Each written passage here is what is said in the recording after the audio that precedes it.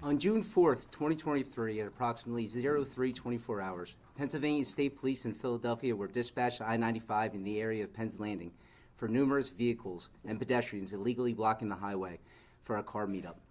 The vehicles were reported to be racing and doing burnouts and drifting. There were also reports of shots fired, with that information being related to those responding. Similar incidents have been reported earlier in the evening, with the Pennsylvania State Police requested to assist. To expound on that, we had been receiving emails from the Philadelphia Office of Emergency Management, keeping us informed of what was occurring on the surface streets within the city, starting probably a little bit before midnight. Upon arrival, troopers found a significant number of vehicles illegally blocking the lanes, engaged in activity previously described, and numerous pedestrians outside of their vehicles spectating. Two of our members observed an black Audi S4 parked on the shoulder of I-95 with its license plate completely obscured. Four subjects then approached the vehicle and entered it. Troopers positioned their vehicle in front of the Audi and exited their vehicle on foot. While on foot, the operator of the Audi, later identified as Anthony Allegrini, Jr., 18 years of age from Delaware County, Pennsylvania, failed to yield and struck the two troopers. One trooper then discharged his surface pistol through the front windshield and struck Allegrini, who was seated in the driver's seat. Allegrini was pronounced dead on the scene by the Philadelphia Fire Department medics. The two troopers suffered minor injuries. The recklessness of these car meetups and the risk they pose to those involved, as well as those who happen to come upon them, especially on I-95, one of the most traveled roadways within the Commonwealth, cannot be underestimated. We make traffic stops on these roadways and block lanes of travel on a daily basis. We use special equipment and vehicles, emergency lighting and message boards to do so safely. Yet with all this available to us, less than 18 months ago, two troopers were killed on this very roadway just a few miles away from where this occurred. We've had countless troopers injured as a result of them or their vehicles being struck while handling incidents on the highway. These groups just stop their vehicles with hazard flashers on or strobes and hope for the best, while trapping innocent families and bystanders on the highway in the line of danger. People who could be traveling from as far away as Maine or Florida, or from one area of Philadelphia to another. It would just take one intoxicated or distracted driver to be traveling on the roadway for a tragedy to occur, similar to what we experienced in March of 2022. However, this is just another example of the lawless culture which has become the norm for the people traveling on our roadways. On almost a daily basis, people fail to yield to police and flee from traffic stops. And they do so for various reasons, as minor as to avoid a summary traffic violation ticket, or reasons as serious as felony criminal offense. There is a run-first mindset which places those fleeing and those on the roadway at risk. We've also experienced an uptick in shootings on the highways. In 2022, we investigated more than 3 times the amount of shootings we investigated in 2021, with 2023 on pace to break that mark. If this culmination of behaviors continues, those involved, as well as those who are unfortunately in the presence of it, will continue to be put at risk. As an agency, we will continue to do our best to ensure the safety and well-being of all those who we encounter and those affected by their actions. Please let me take this opportunity to thank the Philadelphia Police Department for their continued support, not only during this incident yesterday, but during our daily operations, and to the Philadelphia District Attorney's Office for their assistance as we investigate this incident. I'm going to turn it over to the District Attorney, Larry Kressler. Are you going to answer questions at some point, sir? At the end, sir.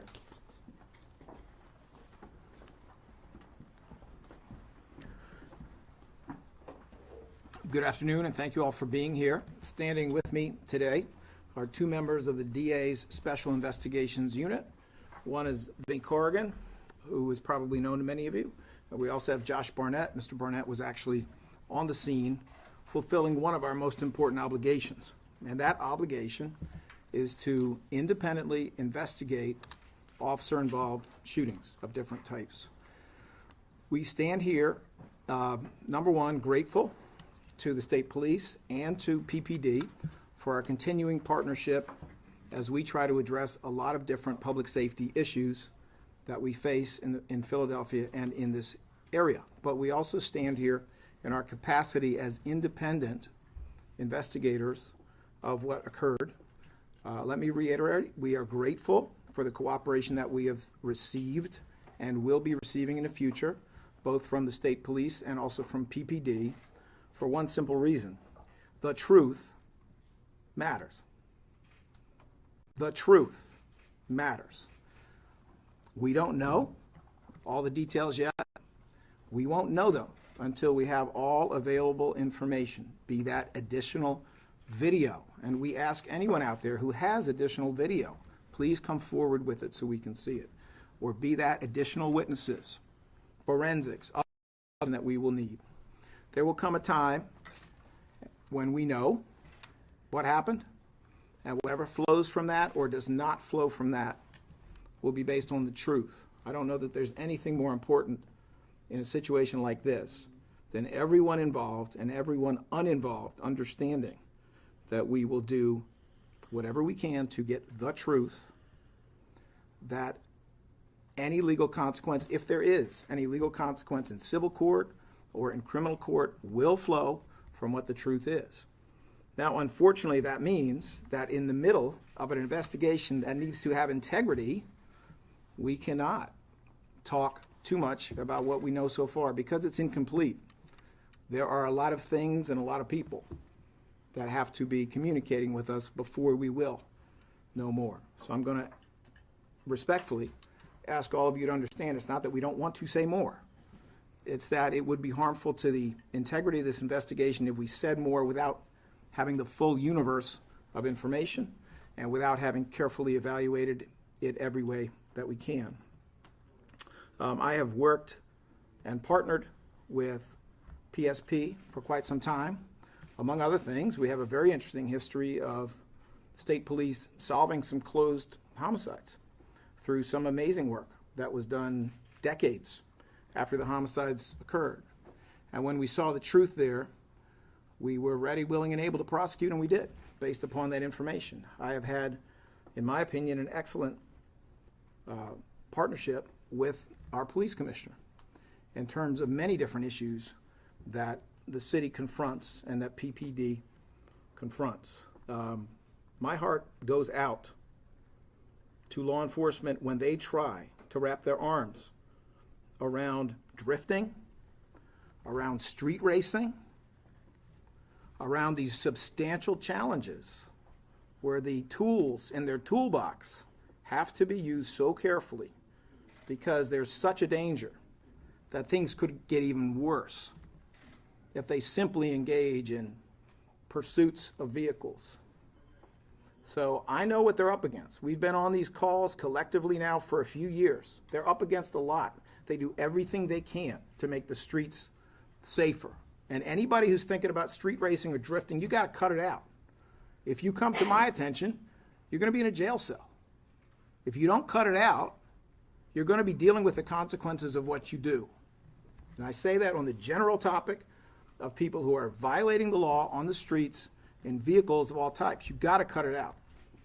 But separate and apart from that, I'm grateful for the partnership that we've had with PPD and also with PSP in terms of other issues, and I look forward to their assistance as we do everything in our power to get at the truth, to restore the public trust so that everyone involved directly and everyone who is interested knows they got the truth and the legal consequences, if any, will flow from the truth. It is my pleasure at this time to introduce our police commissioner, Daniel Outlaw.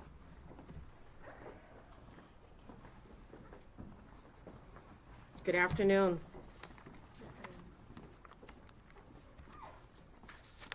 So I have quite a bit of information to cover. I won't take up all of the time, and then I guess we'll open it for questions. But let me start by saying it was already alluded to that the behavior that we saw over the weekend is not only unacceptable, but it will not be tolerated. The type of behavior exhibited at these car meets over the weekend were just outrageous, quite frankly. Property was destroyed, officers and civilians were assaulted, and countless individuals had their lives put at risk because of the behavior that we witnessed. This past weekend, our department had assigned dozens of officers to two separate what we call car meet or ATV dirt bike details in our two regional operation commands, our Rock North and Rock South.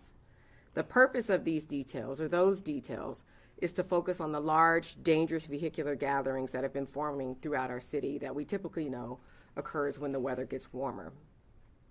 And a key part of these programs is having our officers in our criminal intelligence unit glean data in order to learn of these events prior to their formation, which we have been pretty successful in doing in the past.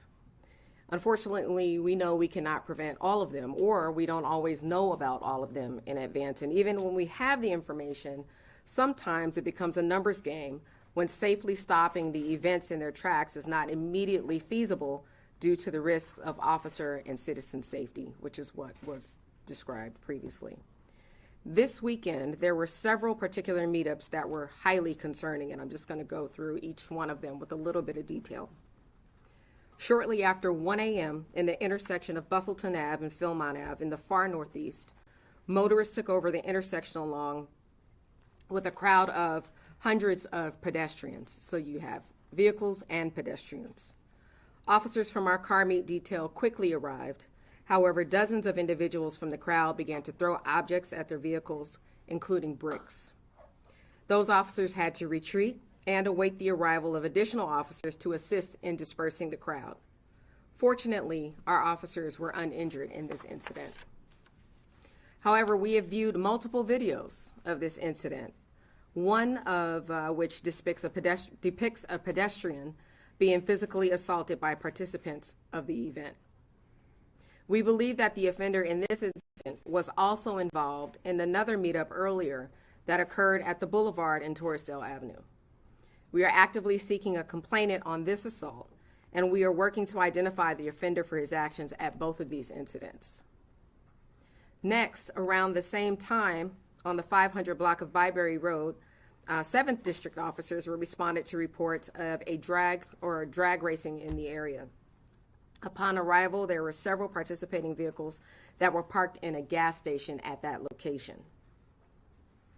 As one officer pulled into the gas station, an operator of a Dodge Charger backed into his police car and then drove around several other responding police cars before fleeing into Montgomery County. Fortunately, there weren't any injuries to our officers. Later, at approximately 2:30 at Broad and York Streets, officers responded to a report of gunshots and drag racers in the area. When they arrived, they came upon vehicles racing, with participants setting off fireworks in the vicinity. As the officers approached in their police vehicles, or RPCs, several individuals in the crowd began throwing flower pots and other debris at the officers, shattering the windshield of one of our vehicles. And fortunately, in that incident, no one was injured. The last incident I want to highlight was on the 2400 block of North Broad at approximately 3 a.m. Calls were coming out in the area, and one of our car meet officers came upon an intoxicated male who was attempting to flee in his vehicle. As the officer attempted to investigate this male, the offender became irate and physically attacked our officer. Our officer was able to take him into custody, but suffered injuries during this attack. Let me say this again. This is totally unacceptable, and I'm beyond sickened, and I'm outraged that so many people think that it's okay to partake in this type of criminal behavior. We all want to make very crystally clear, if anyone was participating in this activity, do not think for one moment that you got away with it. We are not done. And that you not being held accountable is something that's going to continue. This is not over. Rest assured, there are cameras everywhere. There are mountains and mountains of evidence to go through, and we are going to use that evidence to make arrests where warranted. This isn't a game, and these are not victimless crimes. Laws are being broken, communities are being terrorized, and people are getting hurt. Those involved need to be held accountable. I want to thank all of our law enforcement partners for their commitment in mitigating this dangerous behavior. And I'll say again, one of the best ways for us to prevent these types of incidents is for us to learn about them before they form up and get out of hand.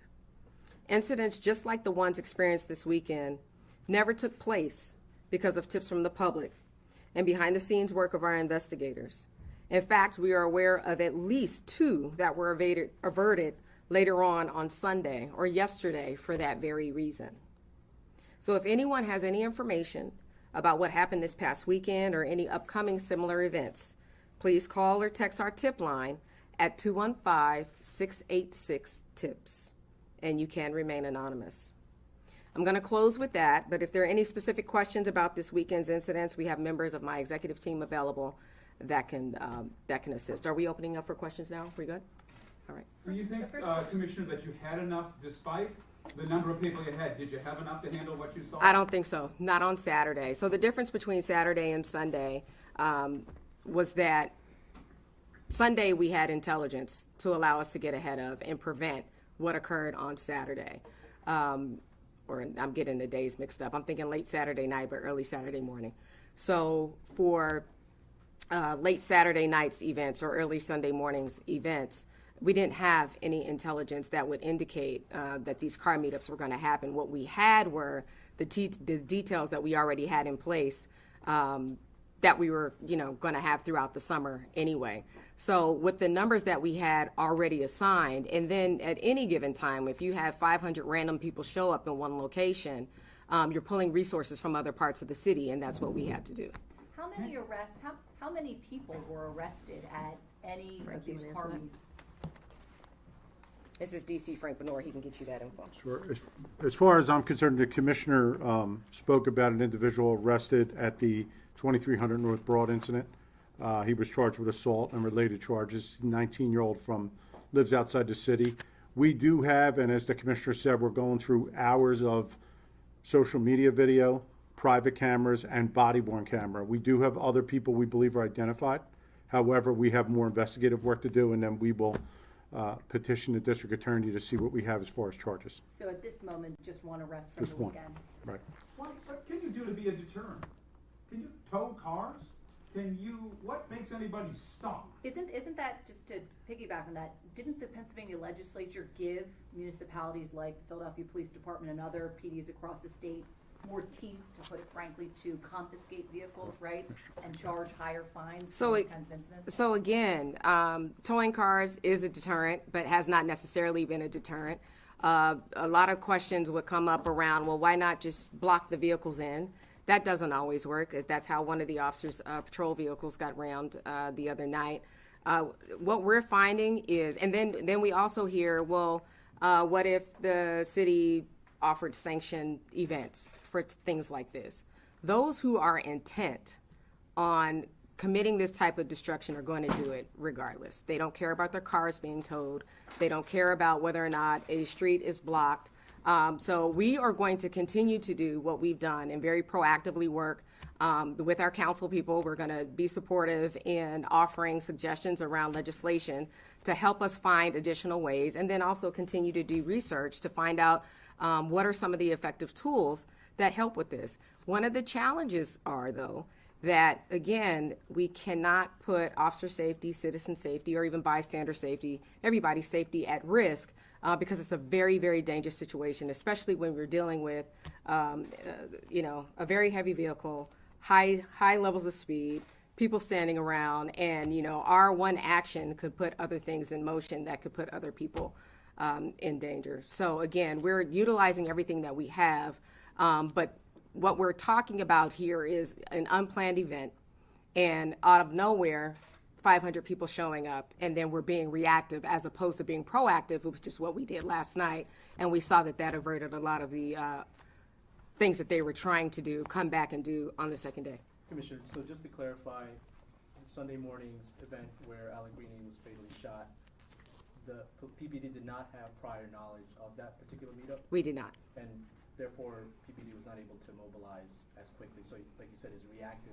That is correct. We were reactive, and of course, if we known, that these meetups were being planned, we would have done everything that we can to have more officers out there, more police vehicles out there, increase our visibility, and to get a lot of those popular areas cordoned off or blocked off before the activity could even begin. Sammy. Can you provide any additional information about where Mr. Allegrini was located at the time that the PA state trooper fired the shots? I'm not addressing. Can I keep it a question for you? Sorry. Sure. What we're seeing is some of these drivers coming in from the suburban areas of the other counties into Philadelphia. What's your message to people that they think they can come in here and do whatever they want? I think I already gave my message. Stay home. We don't tolerate that here. And I think that people have gotten this sense that Philadelphia is the place to come and do whatever I want, trash it up, create all these safety issues for the residents here or people that want to come here and be here safely and leave. And that's unacceptable.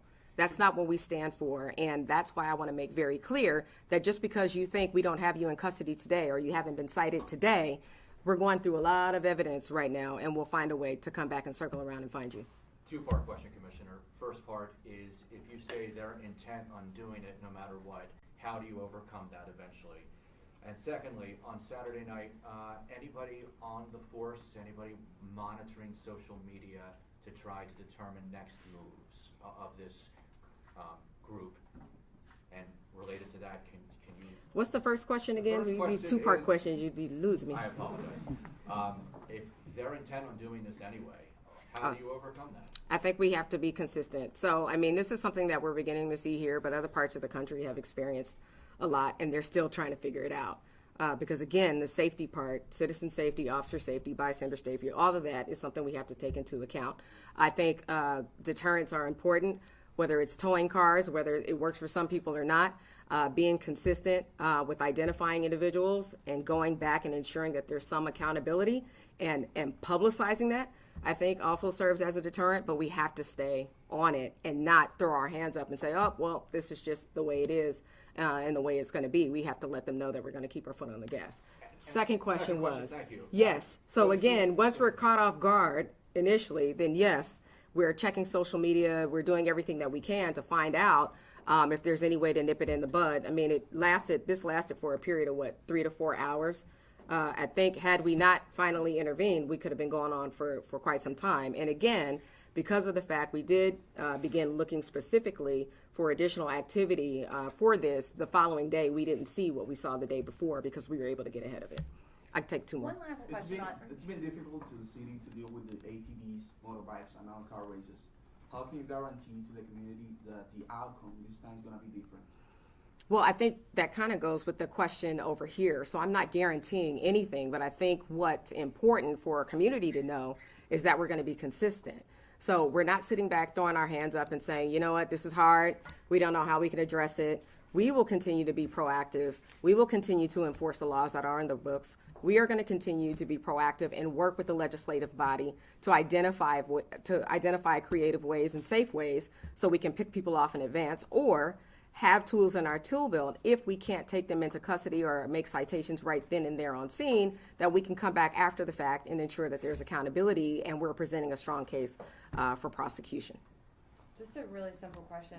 Do any of these seem connected? Like, was it one group that was maybe moving to different parts of the city? We think that some of the same people were involved, but because also we know that there were some other things that happened outside of the city around the same time, there were different groups. So I think the answer is yes and no.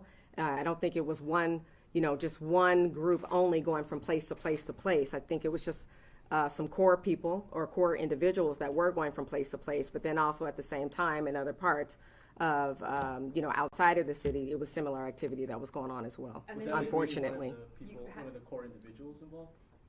What's that? Was Allegrini one of those? Oh, I wouldn't speak to that. The only other thing is I was going to say that in each one of these cases or in each one of these incidents, you had mentioned that they had thrown bricks at the cops or flower pots at the cop cars or something like that. Anything you want to say just about the kind of throwing or doing something that's seemingly violent against essentially the law?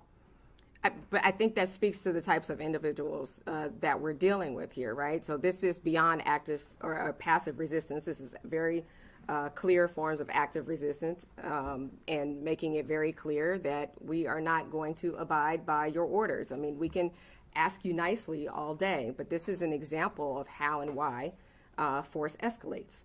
And someone showing that I'm going to throw a brick at your window or I'm going to ram my vehicle into your patrol vehicle with lights on and you're very clearly identified as a police officer, this just tells you the mindset of the individuals and now groups of individuals that we're dealing with.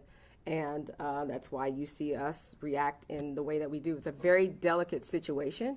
But again, I will tell you, it will not be tolerated. It absolutely will not be tolerated. The safety of our officers and anyone who wants to visit the city or be in existence in the city is paramount. That's what's most important, and we're going to do what we can to ensure that it's upheld.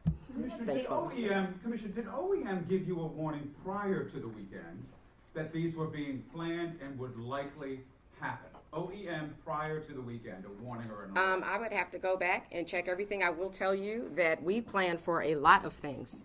There was an uptick in violence in certain parts of the city, certain districts. There was obviously the festivals, the parades. There were a lot of things going on. So I believe that we had a pretty strong hand on, on those things. And again, having the car meet details was a just in case. But whether or not specific on that, we'll have to circle back and give you that information. Real quickly, would you mind, for State Police, giving us your first and last name and pronunciation and title? Sure. Gerard McShay, Gerard, MCSHEA. I'm the captain, commanding officer of Troop K, Philadelphia. Captain, if you can, and this, my question really speaks to a piece of video, cell phone video that's out there that the DA's office, I'm sure, is looking at as part of their investigation, that shows a car driving by the scene, the body. Someone outside the vehicle? Yes, and then a trooper at one point with his gun drawn, and then to the car passing by. In the video, we see, it appears to show the driver who was killed, Allegrini, laying down far away from his Audi and next to the state police cruiser. Car. Is that proper protocol when someone has been shot to be pulled out of the vehicle, to be unattended? Nobody appeared to be tending to him, and you could see his legs and arms moving up and down. So as far as protocol, I mean, there are times when people are removed from a vehicle for treatment purposes. I can't get into this specific incident, so it would not be uncommon for someone to be removed for treatment purposes. I understand you said that was not in this one. It was not the case. It was not what was seen. Obviously I can't go into this one just because of the active investigation, but I will say we are collecting all this video surveillance or anything that's available to us. We have the one you're speaking about, maybe even different versions of the same thing that you have, but we're also collecting everything, things that occurred prior to that. So, I mean, we do welcome all video evidence with that. In regards to the trooper's actions, I can't speak to that. That'll come after the decision. Sure, and I understand you can't talk specifics, but is it fair to say that troopers can render aid if someone is not deceased yet? They absolutely can. But then there's also circumstances you have to take into account, the volatileness of the situation and what's going on around them. There is a total officer safety awareness and what, is actually within those circumstances that you have to take into account. Again, I'm not going to go into specifics, but it does go beyond, just rendering aid. You have to make sure everyone else is safe as well. Captain, did he get out of the vehicle under his own power? What's that? Did he leave the Can't car? speak about that, sir. Is Active it on investigation. body worn? We don't have body worn cameras, sir. Captain Do you have McShay, dash cam? where were We have dash cam. where were the troopers struck? Where were they injured? You said there was minor injuries. And To the that legs. was- To the legs? Legs. Both of them. Both To of the them. legs. And that was how long after they arrived? You said it was 3:24 a.m. Sorry, I don't know that specific time. So Allegrini drove into them. Active investigation. Was his car originally approached because of the tag, the unmarked? So we haven't had a chance to interview the troopers at this point. As part of our department, when you're involved in a serious incident like this, a critical incident, you're given administrative leave. Interviews are going to be scheduled to be done in the near future. So I can't speak as to exactly why they approached that vehicle. Was an ambulance called? Excuse me? Was an ambulance called for the? Yes, immediately. And how long did it take for the ambulance? I do not know. I apologize. Commands given, can you say what the troopers were saying to trying to get the attention of the driver? I cannot. Not with an active investigation. When are state troopers One second, allowed please. to shoot at a moving vehicle? When are they allowed to actually fire on a vehicle as they did in this instance, which you've told us? There's no specific, I wouldn't say there's no specific regulation saying it, but if you're in the fear of death or bodily injury, or you believe somebody else present on scene could be in fear or at risk of death or bodily injury, deadly force would be appropriate. Going off that question, was Allegrini shot while driving? Can't answer that due to the active investigation. Were the troopers physically standing on the roadway, or were they in their vehicle when it was struck? Outside of the vehicle, They were, in their feet. okay. And injuries. second. Can you detail the steps of the investigation and the rough timeline? The timeline is tough. I mean, at this point, given all the cell phone footage and all the social media aspect of this, we are scrubbing the internet to get everything we can. Obviously, there's going to be videos popping up for weeks that are going to depict or may show something that may, change the way we think about things. At this point, we welcome anyone that wants to provide anything to us. Please do. We want a total package before we present it or as we present it to the district attorney's office. you know, the timeline's just going to depend on some of that stuff coming in. Obviously, as we get stuff and after we do interviews, we'll be able to provide something, but until that's completed, you know, there's really no Captain, timeline. two questions. Yield, what does that mean, yield? I mean, he wouldn't stop. Failed to stop. Failed to stop his vehicle. Two questions. In terms of the troopers' injuries, you say they had minor injuries to the legs. Were they treated on scene? Did they have to go to the hospital? Treated after the fact. Were they treated right there on scene, or did they have to go to the hospital? Probably, I don't know, I shouldn't answer. I don't know specifically. I apologize. And then my other question is, I suppose as it relates to the video that you're looking at, you said you're actively seeking any video people have. No body cam. There is dash cam. Does the dash cam video show this incident? I can't speak to what the dash cam with the active investigation, but no, we do not have body cameras at this time. Not state police. It is your stance, Allegrini Jr. One moment. I'm just unfamiliar with the state police's internal affairs. Like, how do you all deal with that? We know how the Philadelphia police. How do you deal with investigating your own troopers? So when we have an investigation like this, you know, an officer-involved shooting, we bring in investigators from a different station just to remove any familiarity between them and the investigators. They step in, they investigate, present it to the district attorney's office. Our internal affairs almost mirrors that, you know, sees what's going on, collects information, prepares himself for an administrative action after everything is completed. But that's not until we get a clearance or a prosecutorial decision from the district attorney's office. And then will you name also the state troopers? At the end of this, if they are alleged of any wrongdoing, their names would obviously be released. But not until then? Not until then. Nothing at this point, no. For the safety of the troopers, you know, we've already had issues with the news release where we identified the trooper investigating, and people have been seeking out his information, trying to put it there on the public and make it known to other people on social media. So it's obviously a concern for the officer involved. What's the status of the troopers? Are they on leave? You know, what's the administrative leave? We get 72 hours administrative leave. At that point, you get to come back. We'll do the interview. Pending a clearance, we will be on limited duty or administrative duties. You know, pending a decision from the district attorney. Captain, you said failed to yield as they were as Allegrini was driving towards the officers. Active investigation. And how many times did the one officer shoot Allegrini? At this point, we're only aware of one shot.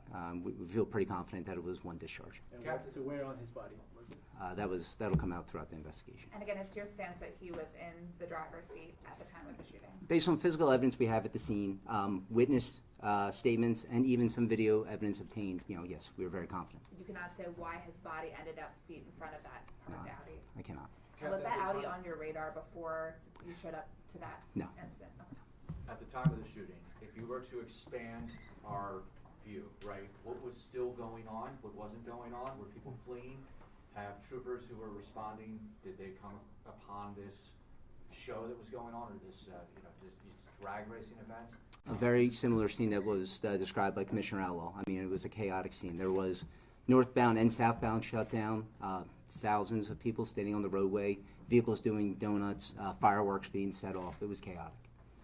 The shooter, the state trooper who fires was not one who was hit, correct? As one of the injured officers?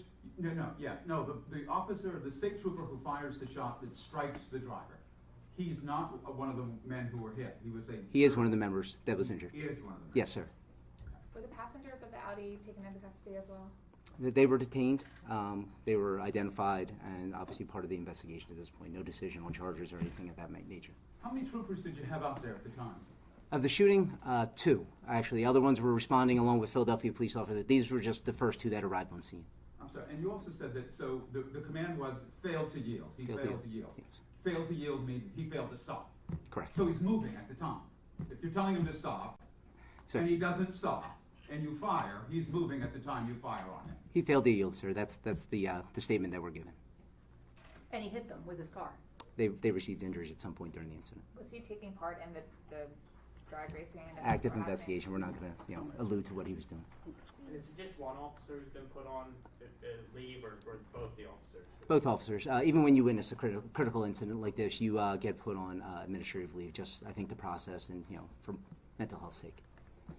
There's obviously a lot of videos out there and a lot of speculation. Anything else you'd want to say to the public about, those glimpses of video that people are seeing right now? It's hard to put a whole story together off a glimpse of video. I mean, you will not know the whole story if you see something after it occurred, before it occurred.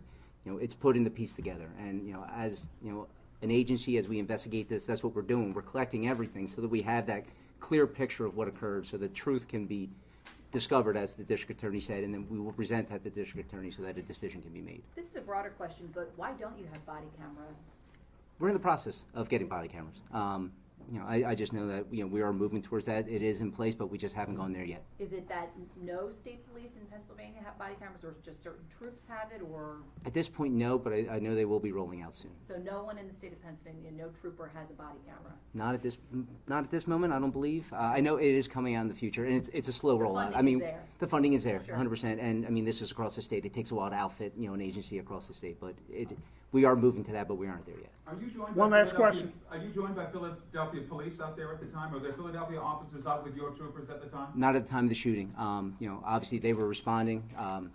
They are sometimes our biggest help out there, and they were coming out in full force to help support us and control that incident. But at the time the shooting occurred, they were not on scene. And these were troopers. These were not commanding officers in any way. These were both state troopers? 2 state troopers working a midnight shift. So they were the only law enforcement that was there at this At the moment? scene. There may have been some on the other side of 95. This was, underneath the bridges there. Yeah. There's a wall in between. Yep. There were some on the other side, but at that physical scene, they were the only 2. Thank you, folks, thank you.